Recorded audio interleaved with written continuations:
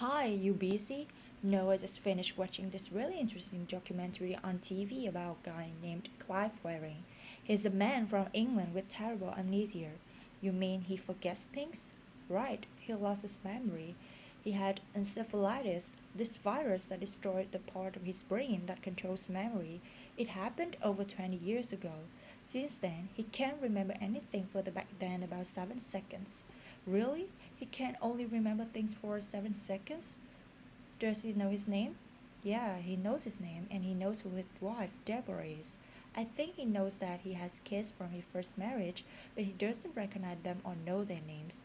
He lived at a center for people with brain injury. It was really amazing though. He has signs around his room reminding him where he is, and he can't really leave the center because he might get lost or hurt.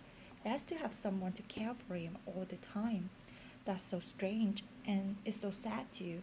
Does he does he know what happened to him? Kind of. He knows that he was sick, but to him, since his memory pretty much erases every 7 seconds, every moment feels like his first moment following the illness. So like he wakes up in the morning and is excited to be alive.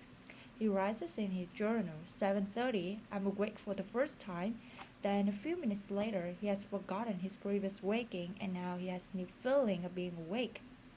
So he crosses out the earlier sentence and writes something like 7:38, hooray, I'm really awake now. And then he'll cross that out and write 7:45, now that when I'm truly awake, and over and over. In this program, he saw the cameraman and the producer and said, you're the first people I've seen in 20 years. And then his wife came in and he was excited because he thought he hadn't seen her in 20 years either. They hugged and kissed as if it was a 20-year reunion. But really, she'd been there just a few minutes before. Wow, that's crazy. I can't even imagine that's what it would be like for her. Well, she was only in her 20s when he got sick. They just been married for a year. I would have thought that she'd leave him, but actually they're still very close. That's amazing that they're still together. I don't know if I would be able to do that. I think she spent a lot of time with him for the first 10 years or so. She organized charities and tried to get good treatment for him. Once she got him into the new center, she decided she had to move on. She moved to the US and got divorced from him. I think she dated other people, but she was never able to get Clive out of her head. I guess she finally accepted how much she loves him and how she can be with him and can't be away from him either. She moved back to England. A few years ago they got married again.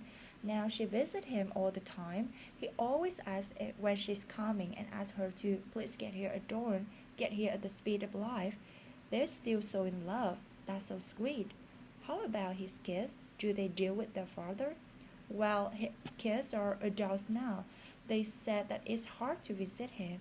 He enjoys their company when they visit, but he can't actually remember who they are.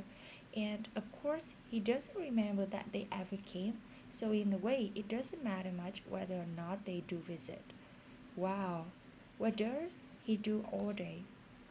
Well, he doesn't read books because he had trouble remembering the sentence before.